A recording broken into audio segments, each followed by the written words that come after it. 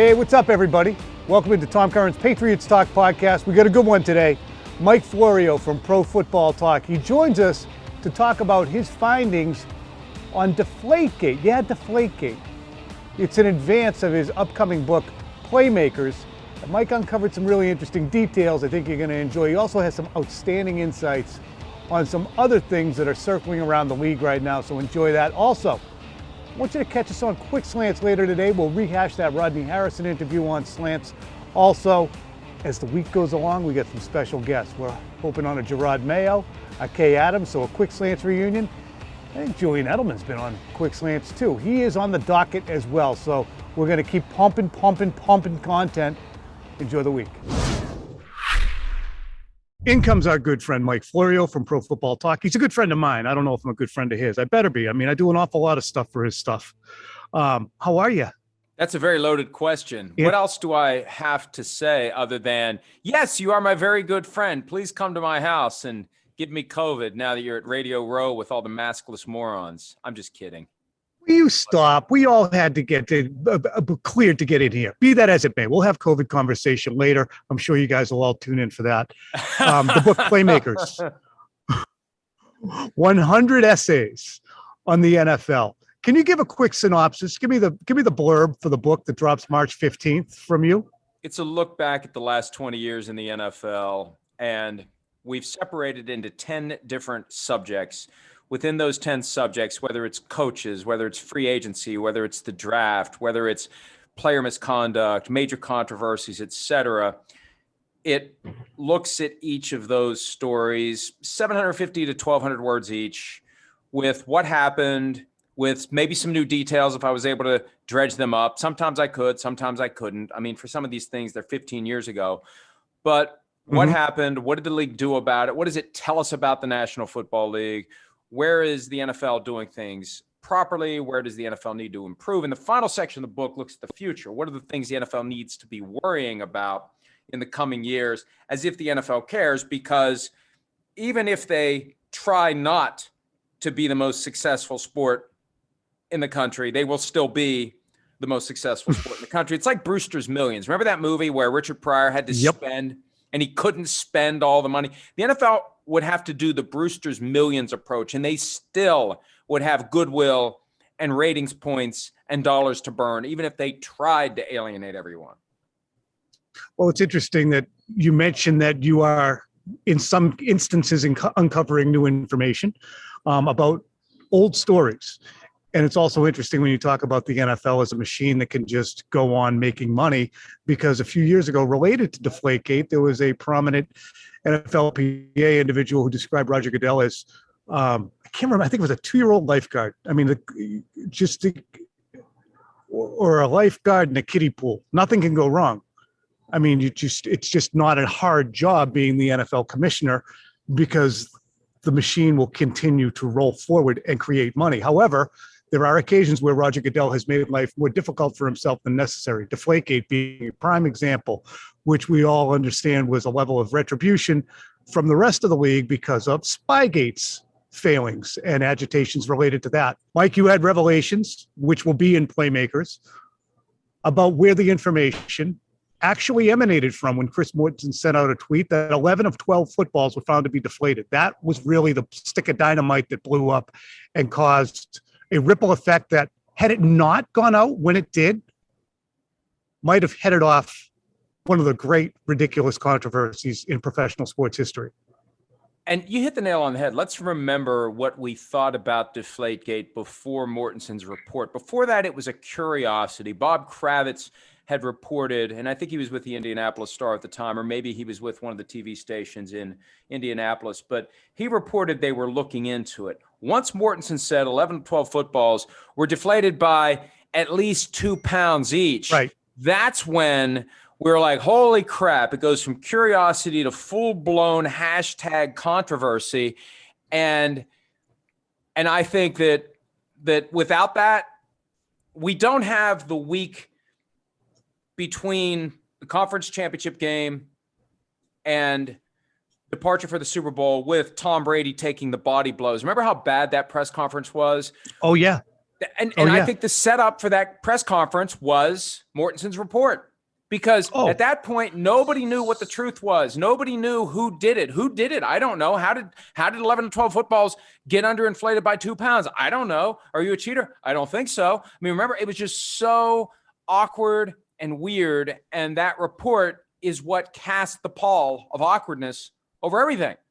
And he was there for 30 minutes. You remember, too, on Monday, Brady said, "Now I've heard it all." He was on with Dennis and Callahan on WEEI. "Now I've heard it all. It's the most ridiculous thing I've ever heard." That was Monday. By Wednesday, Bill Belichick was saying, "You have to ask Tom about that." Oh, that was a broadside. By Thursday, Brady was standing in front of us with one of those little pom-pom hats, swimming for 30 minutes. By Saturday, Bill was delivering his Mona Lisa veto. Yes. And that was, I'll never forget, sitting on a Saturday, flying out the next day, and we're sitting in the Patriots media room, and they said, "We're going to have something at 2:00. I'm like, "I wonder what that is." Here comes Bill with his science experiment. And then on Sunday, it was Robert Kraft demanding an apology. I mean, it created an awful lot of interest, created an awful lot of content, cost an awful lot of money, besmirched some reputations. I think it also galvanized the Patriots for 2014, certainly that Super Bowl, 15, 16, and 17. But Mike, you were able to figure, or you report that you were able to figure out where this report came from, and you said it was Troy Vincent, who is obviously still very much up in the NFL. Yeah, it was Troy Vincent, the executive VP of football operations. I was told, as I was trying to harvest information about this book, and I was specifically interested in advancing the ball on Deflategate. And I sent 2 separate emails to an NFL spokesman, one in June and one in early July, with the nuggets that we have from Deflategate, because that was the one thing I wanted to be damn sure I asked, that I offered, that I gave them every opportunity to say what they had to say, to tell me I was wrong, to tell me that, you shouldn't write this, that it's irresponsible, that here's the, whatever. And then they didn't respond to either one. So, if you're not going to respond, hey, I'll let people decide what that means. But I at least reached out and they didn't respond. And it makes sense that it would be Vincent, because he's close enough to the top that Mortenson would believe him. It makes it credible. You're not going to go with that report and stick to it for as long as he did. He was caught in a corner. And I think, at a certain point, you just have to take the bullet for your source. Yeah, it's a good source, but my source was wrong. Whether it was intentional or accidental, it doesn't matter. My source was wrong, and it burns me. But Mortenson did the only thing he could do in that setting, and just kind of keep his head low and his mouth shut. And he eventually acknowledged it was a mistake. But you're right. Without that, I don't know that it ever becomes what it became. It's interesting because when you look at the timeline of the complaint as well, Ryan Grigson, after the interception on the sideline by Darius Leonard, brought the information from the Colts sideline. Ryan Grigson was the GM, and he went up into a box at Gillette Stadium and told Mike Kensel and Troy Vincent, "We are playing with small balls." Now, I said that before and I was corrected, but it's basically the upshot of what he said. It was the word small ball. And that elicited from Kensel "You guys are in big bleeping trouble" comment on the sideline. And Troy Vincent, began in that from Jump Street. Troy Vincent is also speculated to be the individual who told Stephen A. Smith in the summertime that Tom Brady had, quote, "destroyed his phone," end quote, which again sparked another round of outrage, which, to hear Brady tell it, yep, destroyed his phone because he was getting a new one, and he always destroyed his phone. There's many things in there that seem dubious. But what's uncontestable is that the NFL chose to throw out all the data that it gathered in 2015 and 16, Mike. This was the other portion of your reporting on this that's fresh. I know about 2015. I don't know about 2016. It was 2015. I think they only did it in 2015. Okay. They had never done it. See, that's the thing. They were holding the Patriots to a standard that they had no idea whether or not it was accurate, because once the information about the 11 of 12 footballs being at least 2 pounds underinflated was debunked by the actual numbers. I remember looking at the actual numbers, looking at the weather conditions that day, doing the math and saying, these aren't out of line with what they would be expected to be. The ideal gas law, PV equals nRT. P is pressure and V is volume. If P drops, temperature drops. Temperature drops, pressure drops. That's what happens. Temperature increases, pressure increases. Inside of that environment, that bladder inside of the football, if you ever had an old football that frayed apart and you start peeling away the leather, you see that black rubber bladder in there that holds the air. That's how it works. And they saw in 2015 when they were doing the spot checks at halftime of games, hot days, pressure's up at halftime.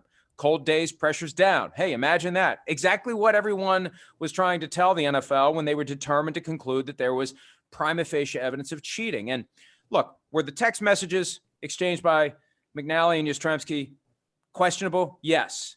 Is it possible that from time to time there was deflation by the deflator? Yes. I still think what happened that day is when he took the bag of balls into the bathroom for 90 seconds, I think when he took them in there, because remember, they were watching the overtime of Packers Seahawks in the NFC Championship in the officials' locker room, so he couldn't do it in there if that's where he was doing it. Goes into that bathroom for 90 seconds. I think when he got in there, he realized there's no way I can do this. I'm just going to have to abort today. Abort, and took the balls out, and they didn't get deflated that day if there was anything going on.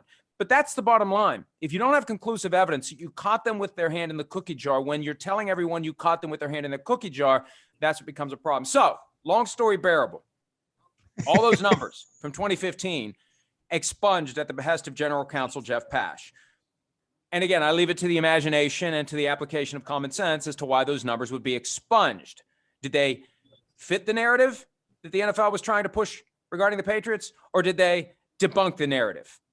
If they fit the narrative, I doubt they would have been expunged. I think they would have been released for everyone to see, just like the Deflategate report was. Interestingly, too, from that 2016, that's the reason I had it in my mind. Roger Goodell had a press conference, and during the press conference, he addressed this. He was asked, when's he going to release the data?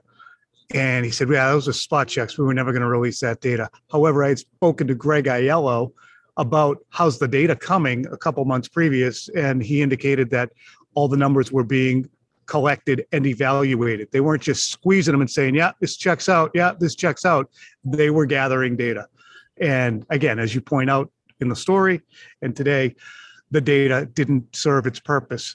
I wonder, as we watch Troy Vincent, as we watch different investigations, whether it be the Washington football team, the Commanders investigation that was executed and covered up in large part, or at least not transparent, as we watch what's going to most likely unfold in Miami with allegations that Brian Flores was given cash to lose. Allegedly.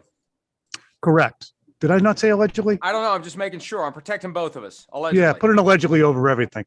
Just to have that blinking the entire time, John, will you?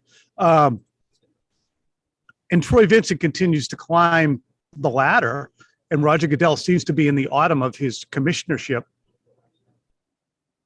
He's awfully close, Troy Vincent, to perhaps being the successor to Roger Goodell, which is interesting because a decade and a half, 2 decades ago, he was on the brink of being the NFLPA head. So do you foresee a time when Troy Vincent could be the commissioner of the NFL? No, I don't. And here's why. It seems like over the past decade, anytime there has been somebody who is a direct report to Roger Goodell that is impressive to the point where other owners are buzzing about this person or that person, whether it was Todd Lywicki or Marianne Turk, or more recently, the guy who left, Chris Halpern. Anytime someone starts generating real future commissioner buzz, and I'll put Dean Blandino in there as well, they end up leaving. I think that the commissioner, and this is speculation, I think he doesn't like having potential future commissioners too close to the throne while he still occupies the throne. And ipso facto, I don't think he regards Troy Vincent as somebody who would ever be the commissioner, so he's not a threat to the commissioner, so he's been there in that job. And also, as it relates to the Brian Flores lawsuit, I mean, and this is going to hurt Troy in court, but Troy's been very passionate about trying to get the league to improve its hiring practices. Some of the things he said will be used by Brian Flores' lawyers to argue and prove that the NFL acknowledges it has a problem. When Troy Vincent says there's a double standard for black coaches, when he says the system is broken, that can be used against the NFL in this case. 100%. So I don't know that the oligarchs are going to want Troy Vincent after they see how this case plays out, but I never regarded him as somebody who would be the commissioner. I don't know who the next commissioner is going to be, and I don't know when that's going to happen, but I'd be very surprised if it's Troy Vincent. What grade would you give Goodell for his 20-year tenure? And if you want to give a first semester, 2006 to 2015, and then a second semester, this one, you can do that. Well, as you said earlier, there's a lot of calm, open waters through which he guides the boat. And that resulted in Jerry Jones taking advantage of an opportunity to try to bring him down in 2017. Basically, we're paying the guy too much. That was the theme. And remember when the Ray Rice case went sideways? And that was the only time, I think, since he became commissioner, that there was real concern that he could end up being out the door, given the report that the NFL had that incriminating elevator video in its possession for some period of time before TMZ got it, that if that was proven to be true by an independent investigation, that Goodell quite possibly would have been out. That's what sparked this idea that, why are we paying this guy so much money? And who else could do this job? And how difficult is it to do? And I don't know what grade I would give him. I don't know. C+.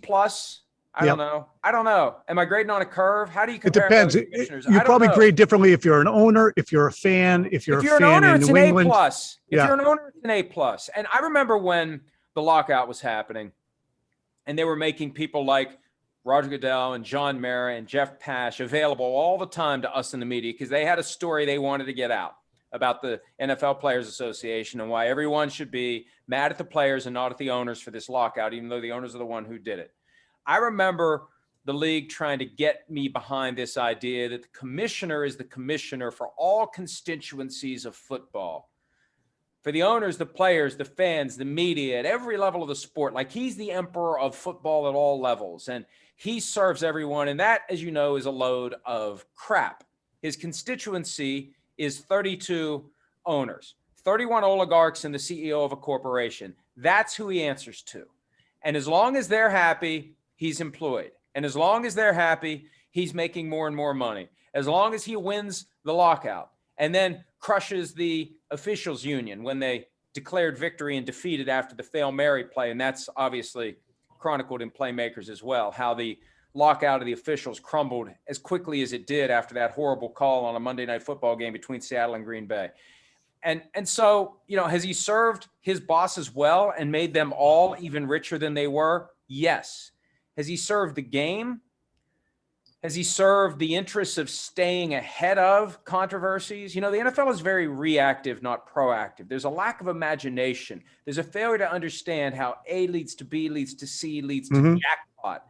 And it's always, we ended up in a jackpot. How do we fix it? How do we keep it from happening in the future?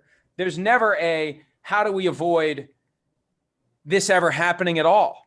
And with gambling, spreading, and with all the issues that are out there about inside information and the Stephen Ross allegation that he offered Brian Flores $100,000 per loss in 2019, there are storm clouds out there that if they're not careful are going to become very problematic for the league. And they're going to end up with, I think, what they need to fear, and this is addressed in Playmakers, a federal agency that has oversight over the NFL.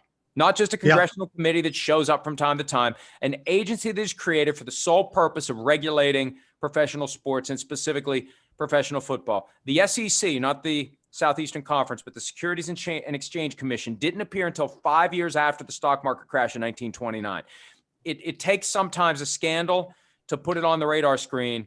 And the NFL is one scandal away, I think, from having the federal government put together some sort of a body that will have power over the league, over the commissioners, and over the oligarchs. And the scandal won't be because of concussions, and the scandal won't be because of the concussion settlement. The scandal won't be because of hiring. The scandal won't be because of Deflategate or Ray Rice. The scandal will be because of game fixing and the integrity of the game and the amount of money changing hands. That would be most likely a monetary situation, which would create this. Two last things, because I love having you on. I was with Rodney Harrison an hour ago, and he passionately spoke about the need for Black ownership in the NFL to shepherd a Black ownership group or individual to spearhead a purchase. There's an opportunity with the Denver Broncos. Do you think the NFL would take that step Or do you think that, as you so outstandingly describe it, the old boys club where they're chummy, they want their owners to be a certain way, look a certain way, arrive into the club in a certain way, and be beatable in a certain way. Do you think the NFL could ever do that? The group of owners would ever say, we need to do this the same way Augusta did, for instance? What's the only factor that determines whether or not you get in the club? What's the Cash. one factor? Cash. Cash is the first, yeah. Cash.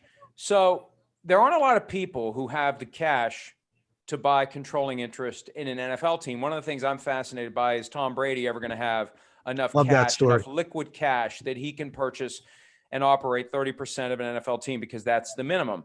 So it's not about, are you going to be a good steward of the game or that franchise? It's not about whether or not you're objectively qualified to own and operate an NFL team. It's about whether or not you have the money, whether you have the money to buy out the equity holder who is cashing out. That's the only question that matters. And I think that the real question is this, and I think what should happen, which won't happen, but what should happen is all of these teams should be made into public corporations with publicly traded shares of stock. Everyone should be required to do an IPO.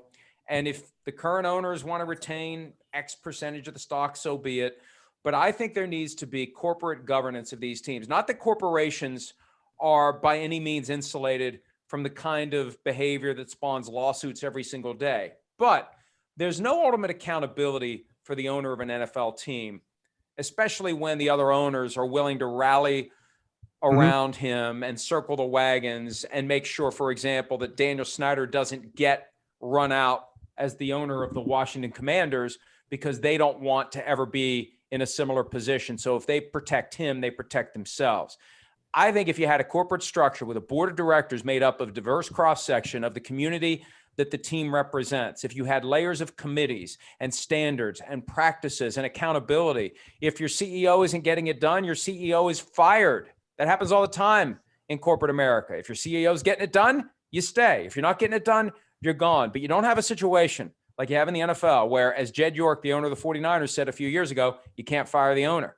And Patriots fans should be very glad, because they have one of the owners who understand how to properly run a team. There are fan bases out there that are stuck with owners who don't know what the hell they're doing.